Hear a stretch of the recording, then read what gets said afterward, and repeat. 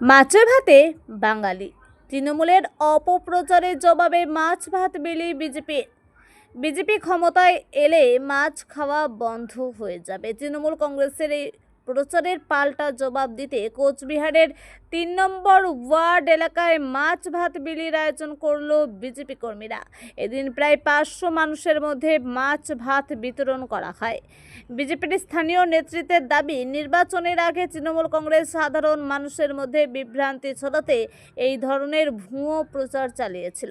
BJP কখনো মানুষের খাদ্যাভ্যাসে হস্তক্ষেপ করবে না বলেও তারা জানায়। মাছে ভাতে বাঙালি সংস্কৃতি ভবিষ্যতেও বজায় থাকবে বলেই দাবি বিজেপি নেতৃত্বের।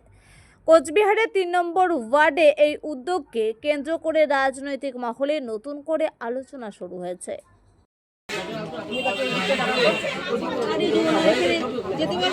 একটু দাঁড়াও একটা মাছ দাও।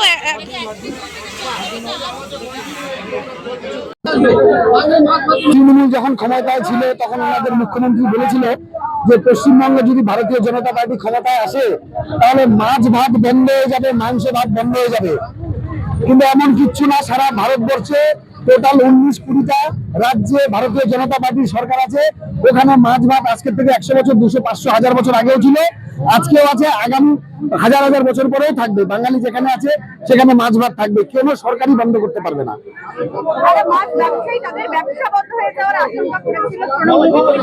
এরা একটা ভাওতাবাজি ছিল, ওদের ব্যবসায়ীদের তাদের কাছে মিথ্যা কথা বলে ওদের কাছে নিয়ে আসার একটা ভাওতাবাজি ছিল, আর কিচ্ছু না।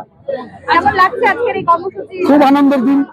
আমি বলবো আপনারাও এসেছেন, আপনারাও খাওয়া দাওয়া করুন, মাছ দিয়ে ভাত দিয়ে আপনারাও খান। এখানে 500 লোকের অ্যারেঞ্জমেন্ট আছে এখানে, আপনারা লাগাতার চলতেই থাকবে।